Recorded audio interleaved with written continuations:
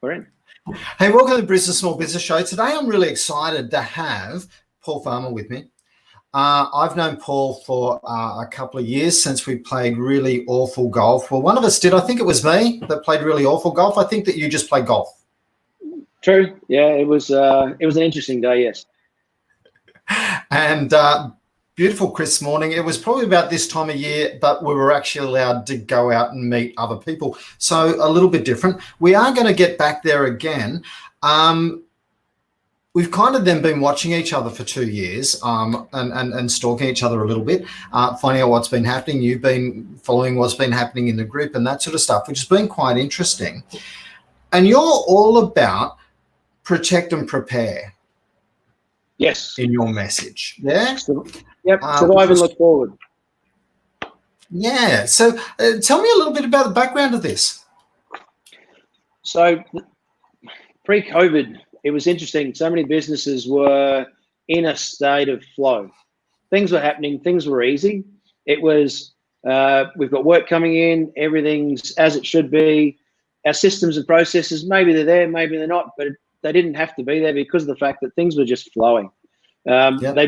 You make some calls and you get some business. And we were in a state of, is this continuing? Is it going to continue? We don't really have to work hard for what we're getting.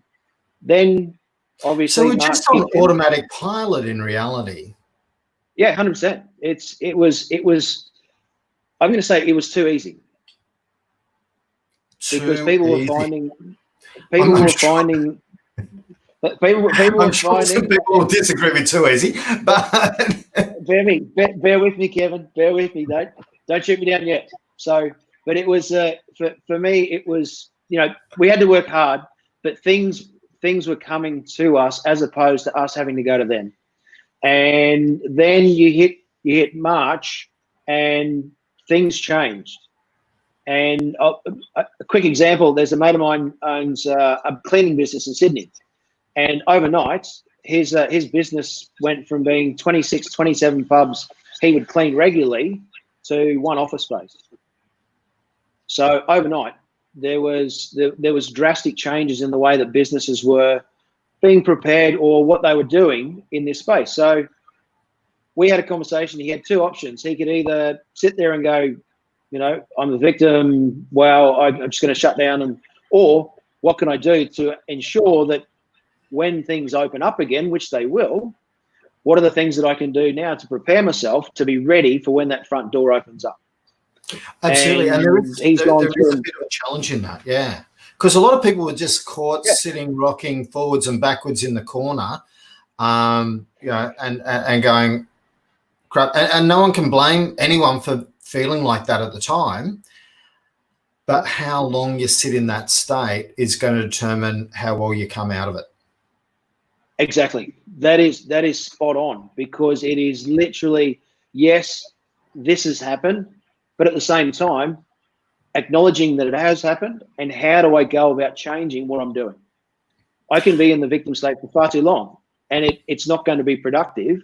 How do I go about having a conversation with people around me, or surrounding myself with quality people, to allow me to be able to start to take little steps to move forward, so we can then start to create some momentum in a challenging environment?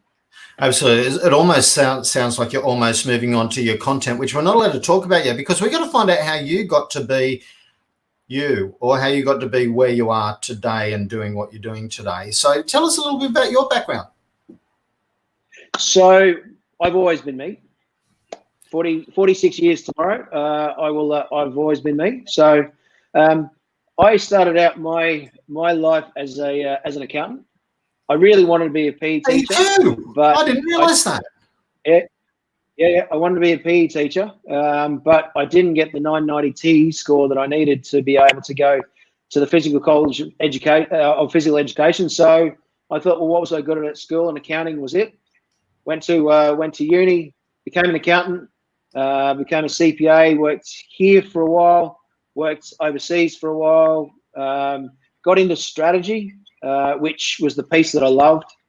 Came back, worked in strategy in the oil and gas industry, Then 2015, we got taken over, and I thought, you know what, 20-hour days, I'm not quite sure whether I want to keep doing that for someone else. So I thought, well, if I'm going to do it, I might as well do it for myself.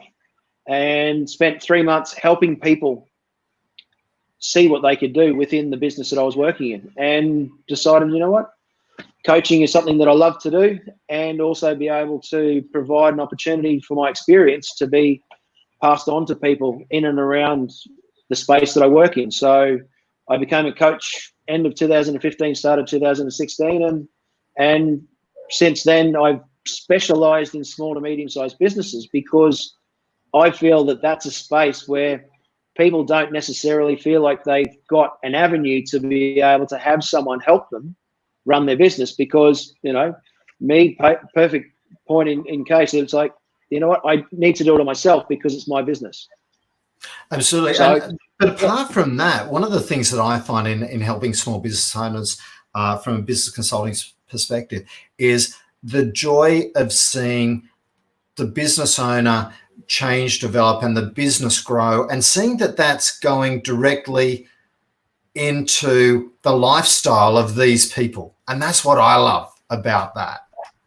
I mean, I say it quite often, but it's like we're changing lives.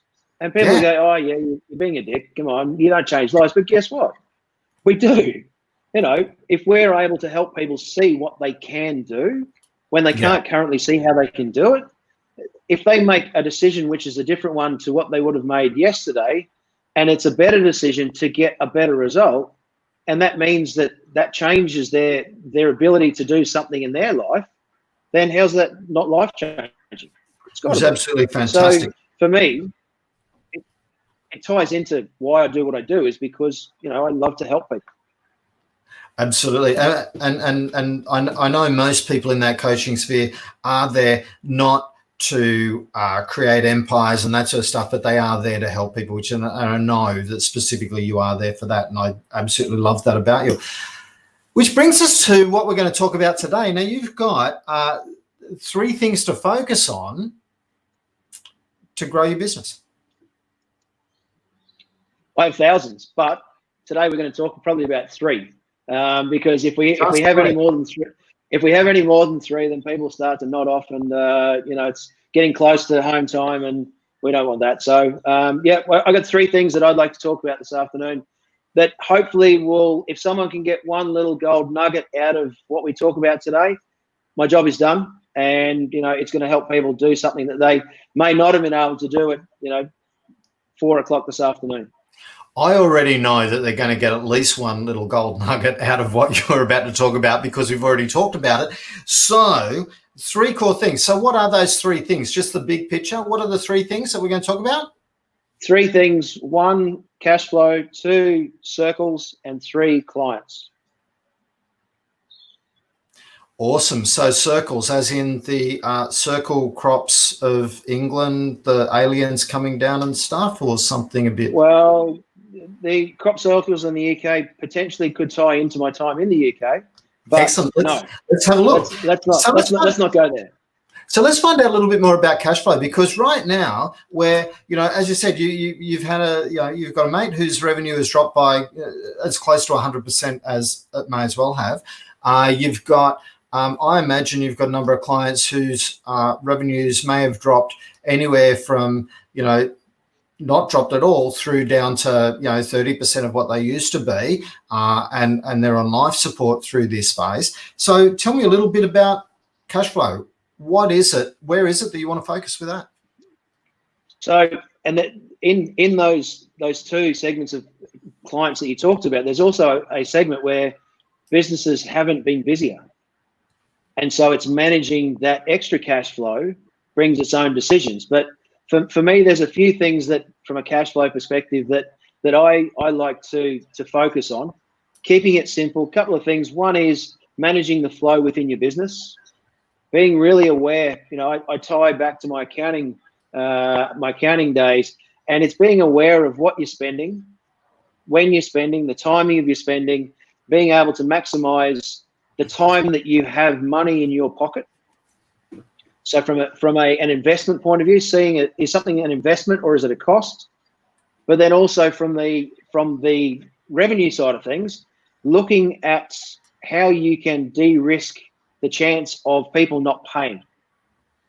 And especially in this environment, as we go further and further along over the coming months, as we get to a point where people are saying, JobKeeper is going to run out in September, how do we make sure that our systems and processes are in place to ensure that our invoices are going to be paid? Which is really cool. So I love the fact that you're coming at this from two different parts of your psyche, because you've got the old accountant, hey, we've got to minimize costs and make sure we're keeping that as low as we possibly can. And then you're coming from the strategy side and going, okay, so what can we do to maximize and to de-risk the downside of that cash flow? So I like that you're taking the two things. There's two parts to this, isn't there? Yeah. Financial awareness. Yeah. Yep. There's thousands, but we'll focus on two. Financial we just stay with big pictures. Tell me a business owner that fully understands their numbers and is able to move the numbers within their business, and I'll show you someone who's going to have a potential to have a successful business. Absolutely. So many times, as business owners, we tend to be like an ostrich in the sand. It's I don't understand my numbers. I'm not confident with them. I don't spend enough time talking to my accountant to understand what my numbers mean and how I can influence them. So what I'm going to do is I'm just going to put my head in the sand, and at the end of the year, hopefully, we'll end up in a situation where we've made some money and the accountant says you've done a great job, continue on. And it's like, bugger that. And that's what I call relying on luck. Gut feel, yeah. Yeah, running a business based on gut feel. And it's about taking the luck out of it and creating a strategy. And I love that's where you're going. It's then about, it's about having that financial awareness, which comes into two components. Everything keeps coming into two components. So the two components were?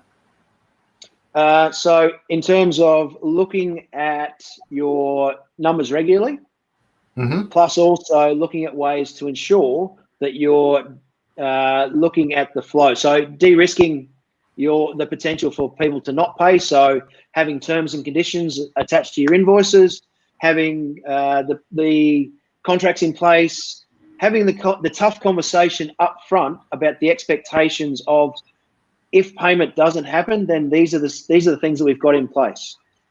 By having that upfront conversation, it just means that everyone is aware that if we go and if we are going to be working together, then this is the state of play. This is what we expect from you. This is what you can expect from us. And if that's clear up front, there's no gray area, and we can get on with it because we know what to expect. And when it doesn't happen, then it's like, well, we had this conversation up front. What part of that do you not get? Absolutely. The other part that you were talking about was having budgets so that when you are doing a review, you know how you're performing. So without a budget, how do you know last month was a good month? Or how do you know last month was a bad month? Last month was just a month because you've got nothing to compare it to if you don't have a budget. Oh, even a 1 month cash forecast, it's gold. It means that you're taking out of the equation your gut feel. You're not running your business based on how much you have in your bank account, which, let's say that most small businesses at some stage look at their bank account and go, oh, I'm flushed. Righto, I'm going to go and buy that piece of equipment. How many people do that? Buy the Taj Mahal. Absolutely. No, I get where you're coming from. And then putting an appropriate forecast for that, which brings us on to the next part, which is all about our circles, yeah? Circles. Oh, one of the most underrated part of a business and a business owner's area of focus is looking at those people that are in your circles already.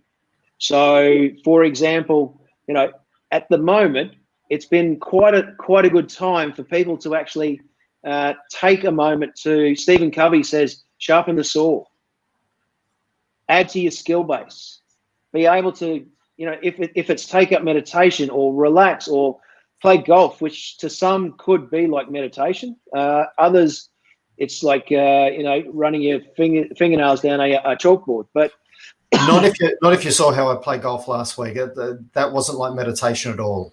That was not zen. So taking the opportunity to invest in you, because if we're expected to run at 100 miles an hour consistently and we get a little bit of downtime, recharge, fill your cup and be able to just charge on and get at 100 miles an hour, but you're doing it not running on empty.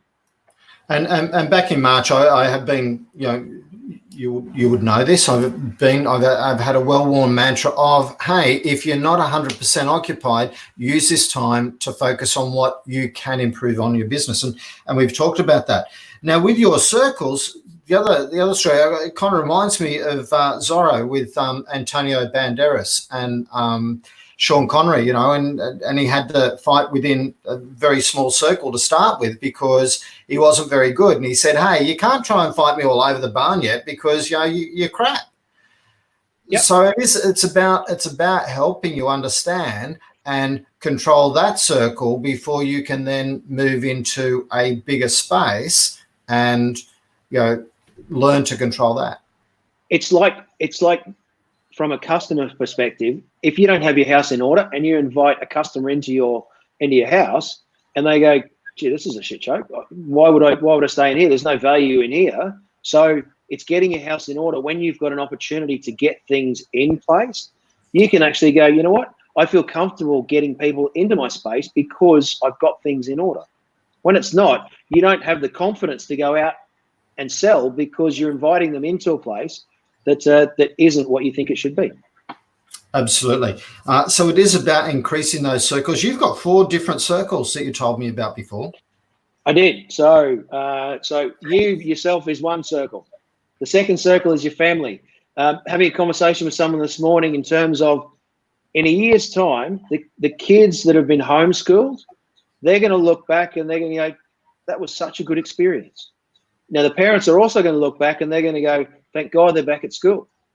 But in terms of spending time, there are so many families have now reconnected, kids and parents. They've reconnected and bonded over spending time with each other, whereas previously you would have someone in their bedroom eating dinner, playing PlayStation, the other one would be watching TV, and someone would be doing something else. And there was this disconnect, whereas now we've been forced to reconnect. And the amount of kids that are doing stuff that as kids we grew up, we were playing in the backyard and building obstacle courses. And, kids they're going to go, well, mum and dad did that when they grew up. We had an opportunity to do it. And it'll be interesting to see how that filters going forward. Absolutely. I've seen so many families out walking together as a family while I'm out walking the dog. Absolutely fantastic. Talking of family, we've also got a message here, and what people don't realise when they put messages down is we've got no idea who they are. So I'm hoping this is your wife has put this message down. Happy birthday for tomorrow, Paul. So happy birthday for tomorrow, Paul. Thank you. Another wonderful May baby.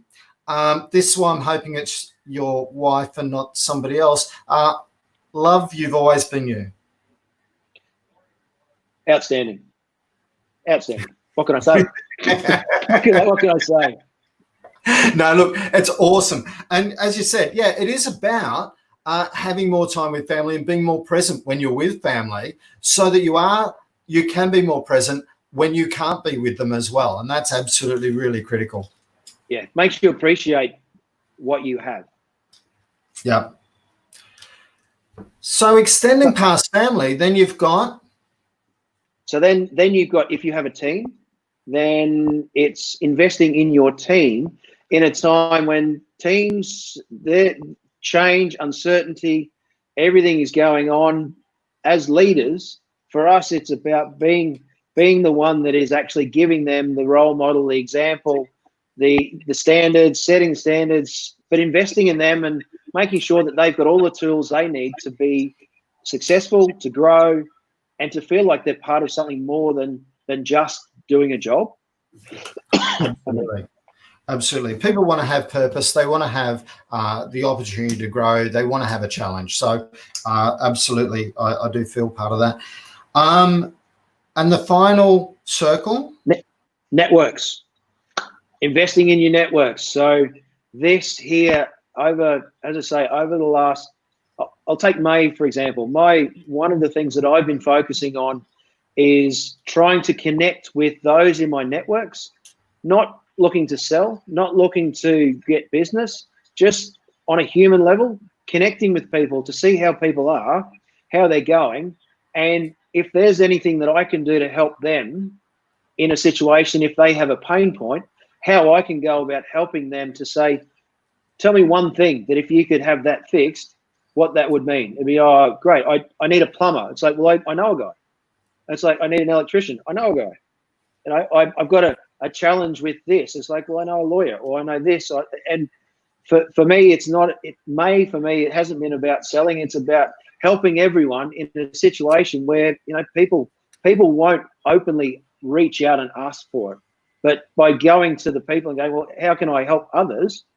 What is it that I can do? Well, I can help people in ways that will help them do something that they can't currently do, and they can then continue to create that momentum and keep them moving forward. Absolutely. I do appreciate that. Which brings us up to our third point. So we've covered cash flow, and we've covered managing your cash flow and understanding your cash flow, containing your costs, de-risking your revenue, having a budget and a forecast, and lifting your financial awareness. We've then talked about our circles, getting control, managing yourself, being present with your family, assisting your team, and then your networks, which brings us on to the final thing, which is your clients. Your clients, absolutely. So equally important in business. They are very important in business. It's amazing how many people complain about their clients. It's easier, much better than if you don't have them. So let's think about that. And I've been guilty of that too, so I'm not pointing fingers there. So your clients, you think about clients on 2 to 3 levels, once again. Yep. So for me, one of the biggest things at the moment is connecting with current clients, but also connecting with past clients. Reason being is that, again, we're all human. And being able to reach out and have a conversation with someone who you have worked with in the past, which essentially is about reconnecting and rebuilding that trust that you had in the past because you've been working together previously. So yeah. They say it's six times cheaper to keep a client than it is to get a new one.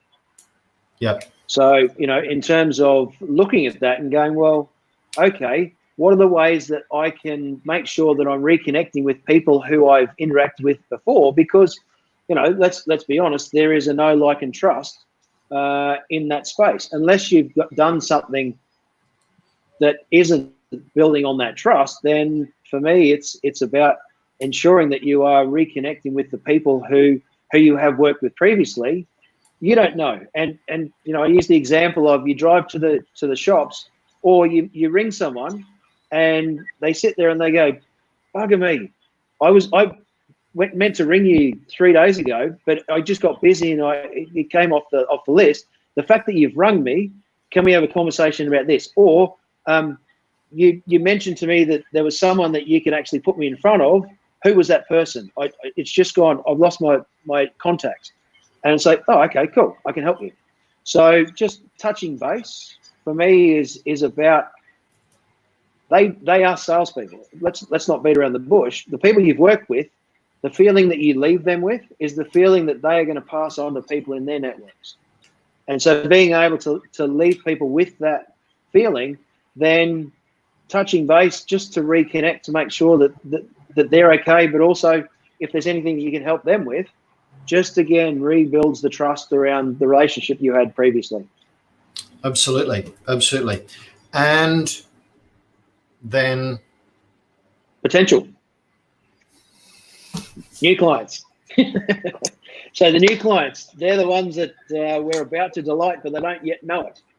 They have an inkling that there's something that they need. They have a pain point. We've identified that they have a pain point, and potentially we have the ability to be able to help them solve their problem, regardless of whether it is us that's going to be doing the work, or someone else who we are able to connect with them.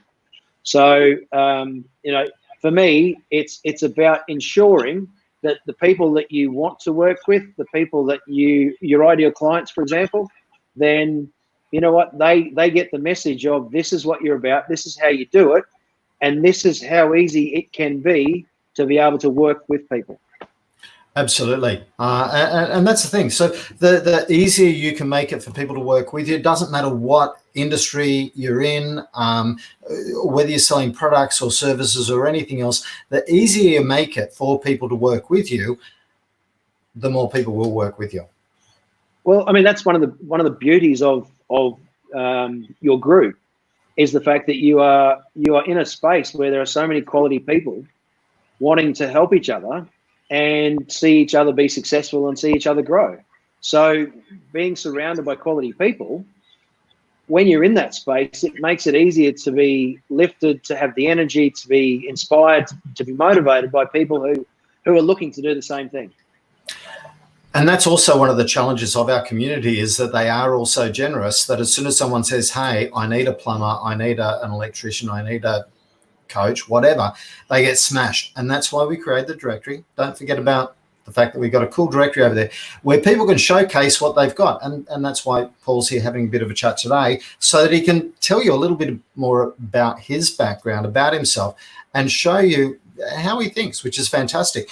The only reason I've known what Paul's about to talk about is not because I'm very smart at all, but Paul told me right at the very start before we got on. Paul, I love what you're saying. So basically, simplify things down to 3 steps. 1, cash flow, both protect, and then protect, prepare, and then propel in reality. Sure. Sure. At the second level, then think about your circles. And once again, it's about protecting the relationships, even the relationship with yourself, with your family, with your team, and then with your clients, and do the same.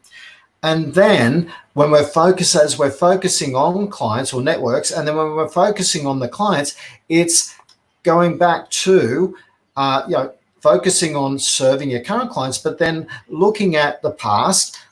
Is there the opportunity to reconnect and to do something more, and then look at the potential? Yeah, 100%. Always keep one eye on what's your go forward. Yep, look at now, but you've also got to have one eye on what's coming next and what we need to do. I use the example of diving into a pool with your eyes shut, swimming like hell to try and get to the end. You open your eyes and you hit the side. You keep one eye open, you've got the ability to be able to keep moving in the direction that you would like to go, however quick that you go. Absolutely. Paul, thanks very much for giving us your time today. I really appreciate it. I've learnt stuff having a chat with you today, which is always fun. I love doing these shows because I do get a little bit of an insight into everybody that I'm talking to, which is fantastic, because then that helps me grow, which is truly amazing. One last word. I'll give you a quote. And most people that I've spoken to, they hear this and they go, yeah, whatever. But for me, it's about energy. It's like, if you want people to dance, be the music. Love it. Absolutely. I know that you're the music for a lot of your clients and for a lot of people that hang around you as well. Thanks very much for your time today. I've really appreciated it. Awesome. Thanks, Kevin.